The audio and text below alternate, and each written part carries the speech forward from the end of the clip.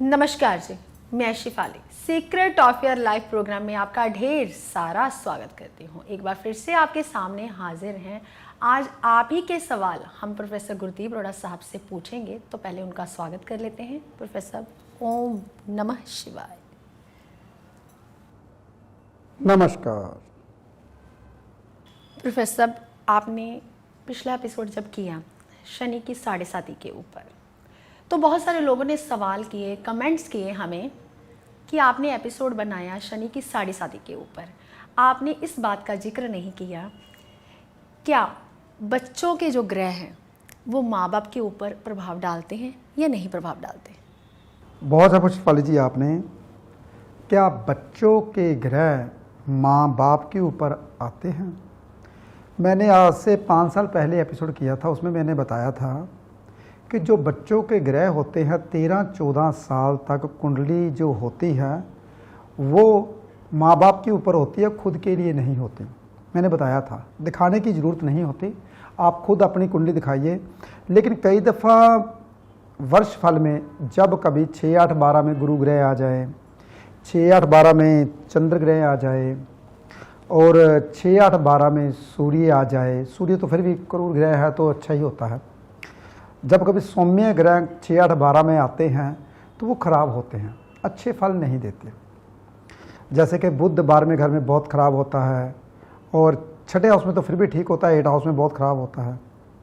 इसी तरीके से जब कभी 6-8-12 में अच्छा ग्रह कोई भी आता है तो वो ख़राब होता है। जैसे कि अष्टम में मंगल आ जाए, 12वें घर में मंगल आ जाए, वो भी ख़राब होता है, वो भी क्रूर ग्रह है तो लेकिन ख़राब होता है। शनि आ जाए तो वो भी ख़राब होता है, राहु आ जाए 6-8-12 में वो भी ख़राब होता है। जब कभी बच्चे के ग्रह आप अपनी कुंडली दिखाते हो, आपको परेशानी आती है, फिर भी आप परेशान होते हो, तो तब उस स्थिति में हम बच्चे की कुंडली दिखा सकते हैं। वैसे तो मैं बोलता हूँ 14 साल तक माँ बाप के ग्रह ही काम करते हैं बच्चे के ऊपर, 14 साल तक। लेकिन अगर कोई ज़्यादा मुसीबत है, परेशानी नहीं जा रही, फिर बच्चे की कुंडली आप दिखा सकते हो। नहीं तो जब भी कोई इंसान वैसे ही आता कहता मेरे बच्चे की कुंडली, फिर मैं बंद कर देता हूँ, फिर मैं कहता हूँ ज़रूरत नहीं है, आप अपनी कुंडली दिखाइए। हाँ, बच्चे को फॉरेन भेजना है, कौन सी स्ट्रीम लेनी है, बच्चा आगे क्या करेगा, उसके लिए हम पहले क्या करें, फिर हम कुंडली ज़रूर दिखाएंगे। फिर कुंडली दिखानी चाहिए।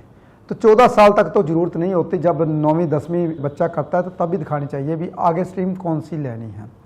हाँ, तब बच्चे की कुंडली दिखानी चाहिए जब कभी बच्चे की ग्रोथ नहीं होती, दिमाग की ग्रोथ कम होती है।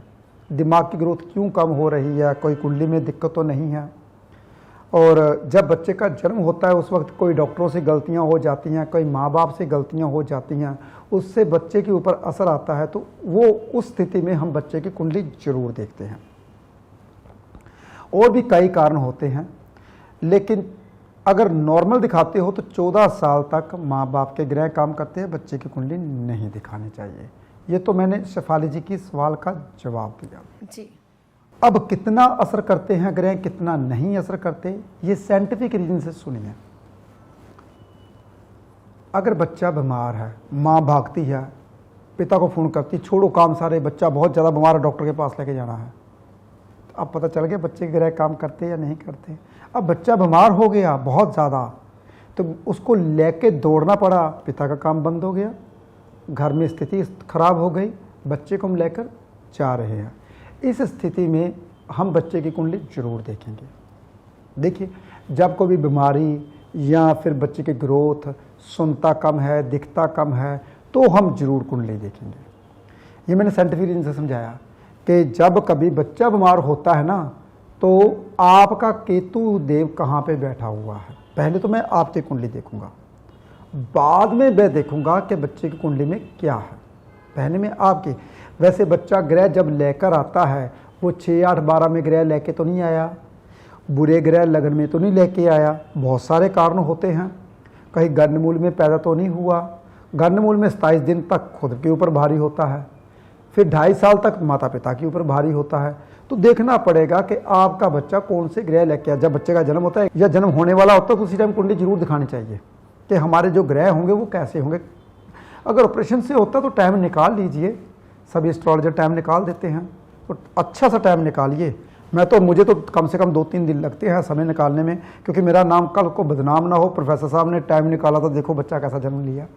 देखिए मैं तो 3-4 दिन लेता हूँ जब कोई मेरे से टाइम निकालने के लिए पूछता है, तो मैं उसी टाइम निकाल के नहीं दे सकता, क्योंकि ये गणना बहुत ज़्यादा कठिन है। 3-4 दिन लगते हैं मेरे को टाइम निकालने के लिए। तब मैं बच्चे को बोलता अगर ऑपरेशन से ही होना है तो क्यों ना अपनी मर्जी से करवाए, इस टाइम करवाना चाहिए बच्चे को। और भी बहुत सारी बातें हैं, जैसे जैसे शिवाली जी मेरे से क्वेश्चन करते जाएंगे वैसे वैसे मैं आपको जवाब देता जाऊंगा। हमेशा एक बात याद रखनी है, कहते हैं ना औले दा खादा और सियाने दा क्या, हमारी पंजाबी की कहावत है, जो बुजुर्ग बात बोलते हैं ना वो बाद में पता चलता है। जो आंवला है ना वो उसको खाया 20 साल बाद पता चलता है बाल सफ़ेद नहीं हो रहे, भी आंवले खाए थे कहीं ना कहीं आपने। तो इसलिए जो बुजुर्ग बात बोलते हैं ना, जब आपके पास गुजर जाती वो बात, हो जाता आपके साथ, तब पता चलता है। अगर हम पहले बात मान लेते तो हमारे साथ ऐसा ना होता। देखिए अब आपके ऊपर डिपेंड है कि जब हम आपके लिए इतनी अच्छी अच्छी बातें ढूंढते हैं, करते हैं, शिफाली जी क्वेश्चन पूछते हैं, मैं आपको जवाब देता हूं, तो अगर आप नहीं मानते तो उसका हर्जाना तो भुगतना ही पड़ता है। और भी बहुत सारी बातें हैं, जैसे कि कहते हैं कि कुंडली में जब बच्चा जन्म लेता है तो हम उसी वक्त कहते हैं उपाय कब काम करते हैं, जब जन्म लेता है बच्चा तब काम करते हैं, जब शादी होती है तब काम करते हैं। तो शादी आप अपनी मर्जी से करवा लेते हो, फिर बाद में कहते हो हमें ये दिक्कत आई थी। मैंने कहा शादी के वक्त आप मेरे पास आए थे? नहीं आए नहीं थे। देखिए हमने जल्दी जल्दी में कर ली, हमने बच्चे को भेजना था बाहर, वीज़ा आपने लगवा दिया, बाहर बच्चा चला गया, बाद में प्रोफेसर साहब बाहर तो चला गया, काम नहीं मिल रहा, PR नहीं मिल रही, बाद में कठिन होते हो। बच्चा जब कभी बाहर जा रहा होता है, कोई भी कार्य कर रहा होता है, तो जरूर दिखाकर जाना चाहिए कि आगे जाके कोई प्रॉब्लम ना हो। और भी बहुत सारी बातें हैं, देखते हैं शिवाली जी आगे क्वेश्चन क्या पूछते हैं। प्रोफेसर साहब, जैसे कि बच्चे मंद बुद्धि पैदा होते हैं, शरीर का विकास तो होता रहता है लेकिन दिमागी विकास नहीं होता, क्या कुंडली में अगर हम कुंडली दिखाते हैं तो उसका कोई उपाय या निवारण है? शिफाली जी क्यों नहीं है। देखिए हमारे पास 3-4 बच्चे ऐसे आए थे जिसका खून नहीं बनता था। जी बिल्कुल। तो हर महीने वो खून चढ़ाने के लिए जाते थे बच्चों का। मैंने कहा चिंता मत कीजिए, आज के बाद बनना शुरू हो जाएगा। अभी रिसेंट की बात है, अभी भी एक बच्चा आया, तो वो लुधियाना का था, तो उसका भी ऐसे ही था। मैंने कहा चिंता क्यों करते हो, आप आइए तो सही, देखते हैं क्या प्रॉब्लम है। तो कुंडलियाँ तो ऐसी ही होती हैं, उपाय आप श्रद्धा से करते हो तभी होता है काम। अगर आप सिर्फ ज्योतिषी के ऊपर रखते हो ना कि हमारे उपाय कर देगा, ये सब कुछ कर देगा, फिर कभी कुछ नहीं होता। आपने खुद करने होते हैं, अपनी श्रद्धा से उपाय काम करते तो वर्क जरूर करता है। हर इंसान की कुंडली का असर तभी होता है जब आप श्रद्धा से कोई काम करते हो। अगर उनकी श्रद्धा मेरे ऊपर होती है तभी वो इंसान ठीक होता है। अब मंद बुद्धि जैसे कि इन्होंने बोला, तो बुध ग्रह कहीं ना कहीं 6, 8, 12 में होता है राहु के साथ। बुध ग्रह कहीं ना कहीं चंद्र के साथ होता है। बुध ग्रह कहीं ना कहीं मंगल के साथ होता है, मंगल कार्य नहीं होने देता। तो ये जब ग्रह इकट्ठे होते हैं तो लग्न को देख रहे होते हैं, चंद्र को देख रहे होते हैं, बुध खराब होता है, तो तब मंद बुद्धि बच्चा हो जाता है। बुरे ग्रह लग्न को देखेंगे, लग्नेश जो है, वैसे तो लग्नेश का अष्टम का दोष नहीं लगता, लेकिन फिर भी 11वें घर में बैठ जाता है तो बहुत खराब होता है सेहत को लेकर। छठे हाउस में बैठ जाता तो सेहत को लेकर बहुत खराब होता है। 12वें घर में बैठ जाता तो सेहत खराब होती है। अष्टम में बैठ जाता तो भी 50% सेहत खराब ही रहती है। तो इसलिए ये मत सोचो कि अष्टम का दोष नहीं लगता, ऐसा नहीं होता। लग्नेश कहीं भी बैठ सकता है, लेकिन वो देखना पड़ेगा कितनी डिग्री में बैठा हुआ है, कौन से घर में बैठा हुआ है। अगर बुरे घर में लग्नेश बैठा हुआ है, इसका मतलब कहीं ना कहीं सेहत खराब। फिर उसका मतलब मन का कारक का चंद्रमा वो नीच राशि में आ गया, शनि के साथ आ गया, तो वो भी केतु के साथ आ गया, तो खराब। फिर बुद्धि का कारक का बुध ग्रह वो कहीं अष्टम में चला जाए, राहु के साथ आ जाए, तो वो भी खराब। ऐसे बंदे जिद्दी हो जाते हैं, अपनी मर्जी करते हैं, किसी की बात नहीं सुनते। तो जब किसी की बात नहीं सुनेंगे तो कामयाब कैसे होंगे? शेफाली, कामयाब तो तभी हो पाएंगे ना अगर किसी की बात सुनेंगे तो। जी बिल्कुल। तो वो किसी की बात नहीं सुनते, तो उसके लिए तो उपाय तो करने ही पड़ते हैं। तो उपाय तभी काम करते हैं अगर वो बच्चा खुद अपनी मर्जी से करे। लेकिन बच्चे तो करेंगे नहीं, वो तो किसी की बात नहीं मानते। तो उसके लिए उसकी माँ उपाय कर सकती है, फिर भी 25-50% फर्क पड़ता है। जी प्रोफेसर साहब, आपने अच्छा बताया, क्योंकि बहुत सारे लोगों को ऐसी परेशानियों का, ऐसी दिक्कतों का सामना करना पड़ता है। प्रोफेसर साहब, क्या होता है कि अभी उम्र भी कुछ नहीं हुई होती, 18-20 साल के बच्चों को चश्मे तक लग गए हैं। धीरे धीरे जैसे जैसे उम्र बढ़ती है और आईसाइट वीक होती जाती है, कई बार तो लेज़र भी करवाना पड़ता है, आँखों का ऑपरेशन करवाना पड़ता है। ज्योतिष एक साइंस है, एक महाविद्या है। अगर हम उपाय करें तो मुझे लगता है कि शायद आँखों का चश्मा तक इंसान का उतर जाता है। तो आप इसके लिए हमें कोई उपाय बताइए। शेफाली जी, सबसे आसान उपाय जो होता है ना जी, नेचर। देखिए, हम नीचे का इतना सुंदर ऑफिस छोड़ के हम ऊपर आके बैठे हैं, इसका क्या कारण है? सामने हमारे बगीचा है। इसका यही एक कारण है कि हम नहीं चाहते कि हमारी आंखों में चश्मा फिर से दोबारा से लग जाए जो हमने उतारा है। शेफाली जी, आपकी दूर की निगाह भी कमज़ोर थी और मेरी भी नज़दीक की निगाह कमज़ोर थी जब हम लाइटों में बैठते थे। देखिए, तो हमारे बाल झड़ने शुरू हो गए, तो ये मेरा पूरा एरिया खाली हो गया था। हम नेचर में बैठने शुरू हो गए।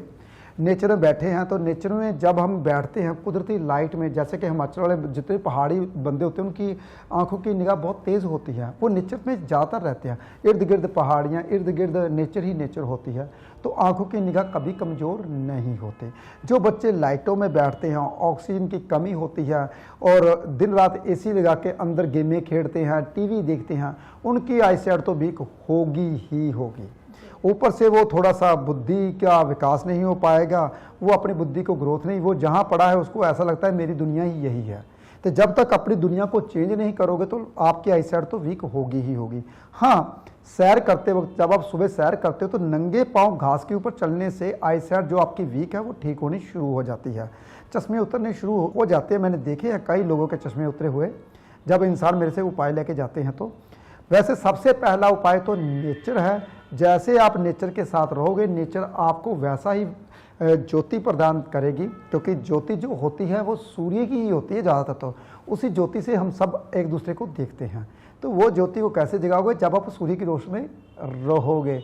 सूर्य की रेज हम लेते नहीं, फिर हम कहते हैं कि ये हमारी जो चाइनीज़ लाइट है ये हमें रोशनी दे, ऐसा कभी नहीं होता। ये आपकी लाइट ख़त्म ही करती है जितनी भी लाइटें होती हैं। तो कुदरती लाइट में बैठिए तो ठीक हो जाओगे। हाँ, मैंने उपाय बता दिया।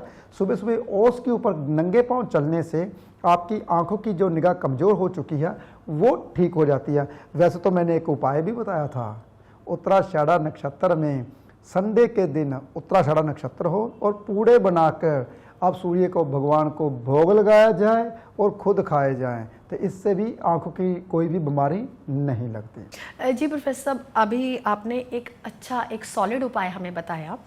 प्रोफेसर साहब, क्या होता है जब हम किसी ज्योतिषी के पास जाते हैं तो उपाय लेते हैं उनसे, तो 2-4 दिनों बाद फिर बैक कॉल कर देते हैं कि हमारा काम नहीं बना। तो मुझे तो नहीं लगता है कि कोई ज्योतिषी जो है, कोई बाबा है, वो तांत्रिक विद्या करता है कि 2 दिन में आपका उपाय हो जाना है। क्योंकि इतने 20 साल लंबी बीमारी लेके आते हैं और हल कहते हैं कि सिर्फ 2 दिनों में हो जाए, ये भी झूठ है। शेफाली जी, ऐसे बंदे भटके हुए हैं। जी बिल्कुल। देखिए, ज्ञान जो ज्योतिष है ना शेफाली जी, वो ज्ञान है। जी बिल्कुल। पहले तो आपको जिसके पास आप जा रहे हो वो आपको ज्ञान की बातें बता रहा है। जी। अगर ज्ञान दे रहा है इसका ये मतलब आप धीरे धीरे ठीक हो रहे हो। अगर सिर्फ उपाय के ऊपर ही भरोसा करते हो, फिर करते रहिए उपाय। मैं तो बता देता हूँ, हज़ारों उपाय बताता हूँ, चलो करो, और मेरी गारंटी आप ठीक नहीं हो पाओगे। क्यों नहीं ठीक हो पाओगे?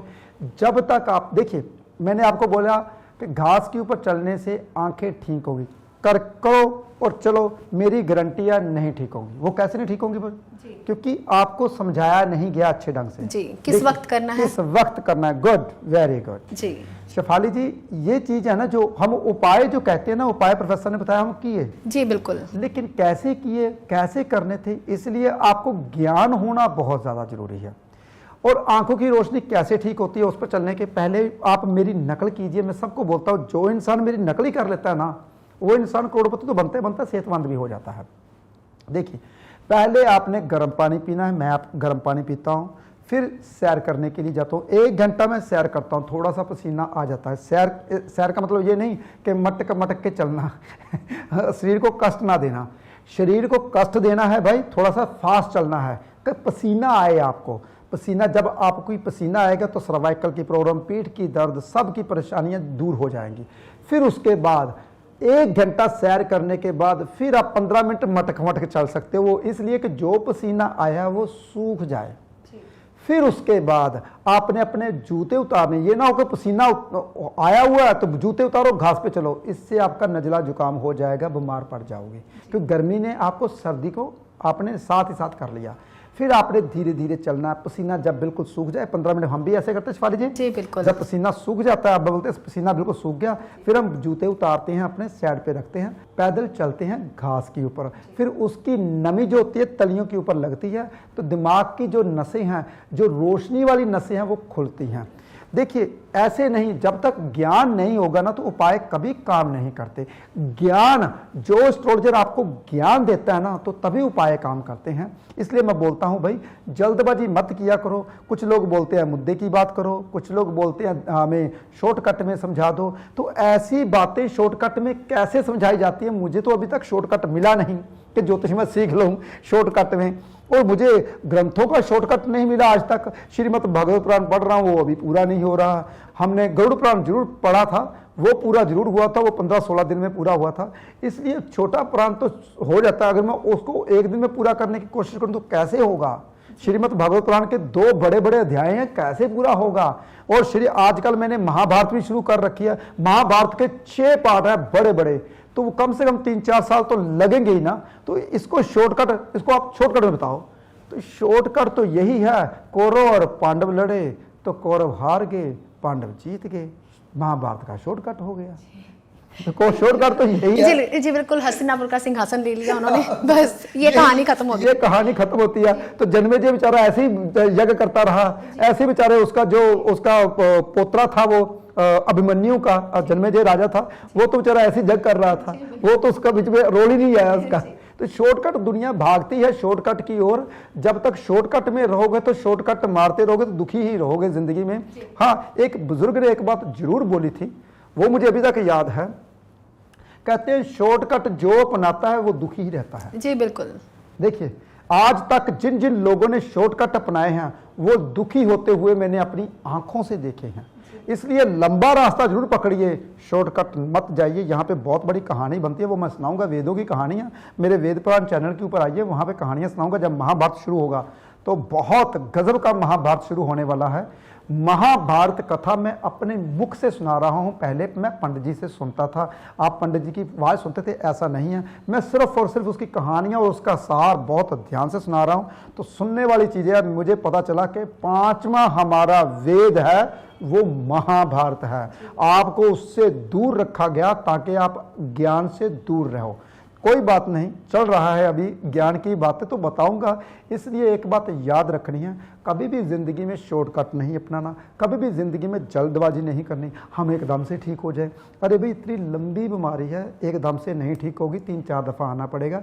लेकिन इस बात की गारंटी जरूर है, जब आप आते हो 50% रिलैक्स जरूर हो जाते हो। वो इसलिए ठीक हो जाते हो क्योंकि आपको मैं बातें कुछ समझाता हूँ, इंसान को जीना कैसे चाहिए, क्या दान पुण्य करने चाहिए, कौन से दान पुण्य करने चाहिए। हम दान पुण्य तो बहुत करते हैं, भगवान का नाम तो बहुत लेते हैं, फिर भी हम दुखी हैं। क्यों दुखी हैं भाई, बताओ मुझे। दिन रात आपके घर में ज्योत जलती है, आपके घर में भगवान को इतना पाठ पूजा चलती है, तो सबसे ज़्यादा आप ही दुखी हो। क्यों दुखी हो, चलो बताओ मुझे, बता दूं क्यों दुखी हो। पता ही नहीं कौन सा पाठ करना है, पता ही नहीं कैसे आसन पे बैठना है, पता ही नहीं भगवान की आराधना पूजा कैसे की जाती है। देखिए, और पता ही नहीं हमको क्या क्या करना चाहिए, क्या नहीं करना चाहिए। हम गलतियां करते हैं। देखिए, मैं कोई भी मंत्र का उच्चारण नहीं करता, मैं जितना भी मंत्र का उच्चारण सिर्फ सुनता हूं। पंडित जी को स्वाद में बिठाता हूं, मैंने कहता हूं क्या पता मेरी कमाई पंडित जी के घर में जाएगी, तो वो तो फलेगा ही फलेगा, उसके कर्मों का फल भी तो मुझे मिलेगा ना। इसलिए मैं सिर्फ सुनता हूँ। श्रोता बनिए, जो आपके भीतर जाए, आत्मा को टच करे। इसलिए बहुत सारी बातें देखते हैं, क्वेश्चन कौन सा पूछने वाले हैं। जी प्रोफेसर साहब, आपने बहुत अच्छा एक बात कही हमें कि नेचर से प्यार करना चाहिए। नेचर, कुदरत हमें बहुत कुछ सिखाती है। आपने कभी देखा है प्रोफेसर साहब, जो जितने भी पंछी हुए हैं कभी भी अपने बच्चों के लिए घोंसला नहीं तैयार करते, सिर्फ और सिर्फ एक उड़ने की कला सिखाते हैं। लेकिन इतने मूर्ख प्राणी हैं हम लोग मनुष्य जाति के कि हम अपने बच्चों के लिए घर महल बनाते हैं, फिर बाद में कहते हैं कि आप स्ट्रगल कीजिए। लेकिन बाद में क्या होता है, फिर पिता पुत्र की लड़ाई होती है, माँ बाप की लड़ाई होती है, फिर माँ बाप ही ज़्यादा दुखी होते हैं। शेफाली जी, एक बात मैं आपको समझा दूं, बहुत ध्यान से सुनिए, ये बात सुनने वाली है। बाप कमाई करे या बच्चों के पास बैठे संस्कार दे, संस्कार देने वाली बात सिर्फ और सिर्फ माँ के ऊपर आती है। माँ समझा सकती है। बाप तो बेचारा कमाई करे और घर में आपको पाले पोसे, हम बाप के ऊपर सब कुछ छोड़ देते हैं। संस्कार बच्चे के माँ के ही होते हैं। जो बच्चा नेक निकलता है या नहीं नेक निकलता, माँ के। बहुत ध्यान सुनिए, माँ ही 9 महीने बच्चे को पेट के अंदर गर्भ में रखती है। बाप का तो 1 मिनट का, 5 मिनट का, 1 मिनट का, 2 मिनट का काम होता है बस। सिर्फ और सिर्फ शुक्राणु माँ के पेट में जब जाता है, बस इतना ही काम होता है पिता का। या पिता का काम होता है खाना खवाना, कमाई करनी और पैसा देना। संस्कार माँ के ही चलते हैं। तो हम क्या कहते हैं, पिता का काम क्या होता है, आपको मकान लेके दे दिया, सब कुछ कर दिया, अब आगे आप भी कुछ ऐसा करो ताकि आपके बच्चे भी खुश रहे, मेरे पिता ने भी कुछ किया था। हम पता क्या कहते हैं, दादा परदादा की ज़्यादा तो होती है, पोते भी उड़ाते हैं, पिता भी उड़ाता है। जब खाली हो जाता है तो पड़पोते के पास, बेचारे के पास कुछ नहीं बचता। कि उसका हक नहीं था कि उसके जो पड़पोते थे, यानी कि पोते का आगे बच्चा, वो भी तो दादा की कमाई खा सकता था। वो तब कमा सकता था जब कभी उसका बेटा नेक होता, कमाई को संभाल के रखता, वो तब कमा सकता था। आगे उसका पोता भी नेक निकलता, कमाई को बचा के रखता। पर पोते के पास तभी कमाई जाती है, नहीं तो बड़े बड़े महल ही, कहते हैं ना, सालों में ही खत्म हो जाते हैं बड़े बड़े महल। तो और भी बहुत सारी बातें हैं, लेकिन उन्होंने, शेफाली जी ने एक बात अच्छी बोली, मुझे अच्छी लगी, कि पंछी कभी भी उसको घोंसला बनाना सिखाते नहीं हैं। वो कहते हैं, ये बात मैंने आंखों देखी है, कि एक चिड़िया थी, चिड़िया घोंसले में बैठी हुई थी, उसको बच्चा मुंह खोलता है कि मेरे मुंह में दाना डाल। उसकी माँ ऐसे करती है, भाग जा, अब मैं दाना नहीं दूंगी, क्योंकि उसको पता चल जाता है इसके फार आगे जो उड़ने लायक है। फिर उसको धक्का मारती। ये मैंने कैमरे में, मेरे पास उस वक्त कैमरा नहीं था, तो मैं कैमरे में कैप्चर करता वो चीज़, क्योंकि ये सिखानी बहुत ज़्यादा जरूरी है। उसने धक्का मारा, पेड़ के बच्चा नीचे गिरता गिरता फर, नीचे गिरता गिरता गिरता गिरता फर लगाए जितने उससे लग पाए। फिर वो बच्चा नीचे बैठ गया। मेरे को तरस आया, मैंने कहा बच्चा नीचे बैठा है, इसको चक के ना ऊपर रख दूँ, ये ना कोई कुत्ता या बिल्ली आए उसको खा जाए, क्योंकि मैं ऊपर बैठा रहता हूँ, मेरा गार्डन है बाहर, तो ऐसी बातें मैं देखता रहता हूँ, ज्ञान की बातें हैं ये। फिर कोई कुत्ता या कोई भी चीज़ आती, फिर वो उड़ता है, कोशिश करता है उड़ने की। उसकी माँ भी घोंसले पर बैठ के चिड़ी चिड़ी कर रही होती है। मुझे तो समझ नहीं आती चिड़ी चिड़ी करने का क्या मतलब है। वो उसको यही बता रही होती है, तू उड़ अब, नहीं तो तेरे को कुत्ता खा जाएगा, यही बोलती होगी। तो वो हमारे इर्द गिर्द कुत्ते हैं, क्योंकि कुत्तों की भी मैं सेवा करता हूँ भाई, दूध वगैरह डालता हूँ, तो मेरे घर के आगे भी और ऑफिस के आगे भी कुत्ते रहते हैं। तो वो उसको, उसके पीछे पीछे भागता है, वो उड़ता, थोड़ा सा उड़ता फिर गिरता है, थोड़ा सा उड़ता फिर गिरता है। ऊपर चिड़िया उसको चिड़ी चिड़ी कर रही है। उसका एक बाप आ जाता है, वो भी दोनों करने लगते, 3-4 और आ जाते, वो भी करने लगते, वो कुत्ते का ध्यान भटकाते हैं। तो वो क्या करता है, वो उड़ने की कोशिश करता है। बाद में चिड़िया का बच्चा जो होता है वो उड़ के बनेरे में बैठ जाता है। ये मैं सारी कहानी देख रहा था, मुझे बहुत अच्छा लगा कि देखिए, संघर्ष किया और बनेरे पे आ गया। तो हम अपने बच्चों को संघर्ष करने ही नहीं देते। फिर एकदम से हम कहते हैं कि हमने कुछ नहीं करना। हम भी उसमें से, मैं भी ऐसा ही हूँ, मैंने भी संघर्ष नहीं करने दिया, किसी चीज़ की कमी नहीं है। तो बाद में कठिन कौन होगा, आगे मेरे पोते, यानी कि आगे उसके बच्चे परेशान होंगे भी, उसका करता कुछ नहीं है। इसलिए ये गलतियां कभी नहीं करनी चाहिए जो हम जैसों ने की है। मैं कभी भी जग बीती बात नहीं करता, मैं हड बीती बात करता हूं, जो हमारे साथ बीती हो। इसलिए बच्चों को आप समझदार बनाना है, कैसे बनाना है, ये सबसे बड़ी चीज़ है। नॉर्थ ईस्ट के कमरे में बच्चों को सुलाइए ताकि खुद ब खुद समझदार बन जाए। जी प्रोफेसर साहब, अभी आपने बताया कि बच्चों को नॉर्थ ईस्ट के कमरे में सुलाना चाहिए वास्तु के हिसाब से। ये भी प्रोफेसर साहब कोई टाइम पीरियड होता है कि इस टाइम पीरियड में आप नॉर्थ ईस्ट में सुलाइए और इस टाइम पीरियड में आप नॉर्थ वेस्ट में सुलाइए, कुछ ऐसा होता है? बहुत अच्छा क्वेश्चन पूछा आपने। बच्चों को 14 साल की उम्र तक नॉर्थ ईस्ट में सुलाइए, 14 साल के बाद नॉर्थ वेस्ट में सुलाइए।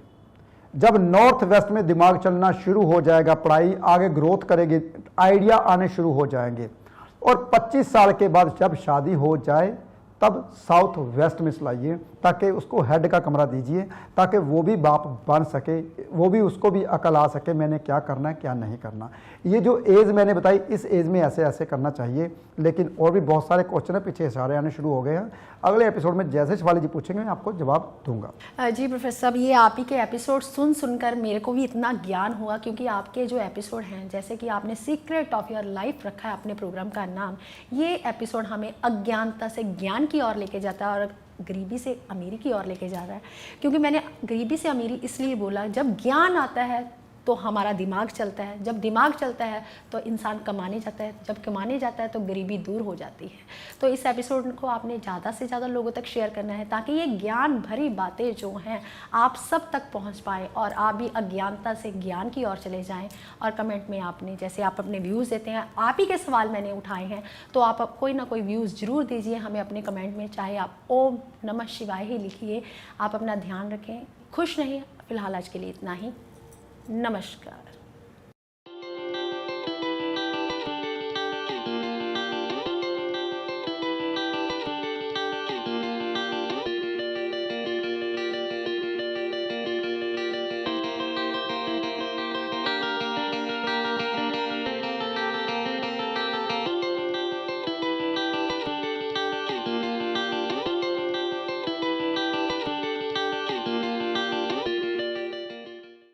सूर्य मणि यंत्र के रूप में आपके सन्मुख लेकर आए हैं प्रोफेसर गुरदीप अरोड़ा जी।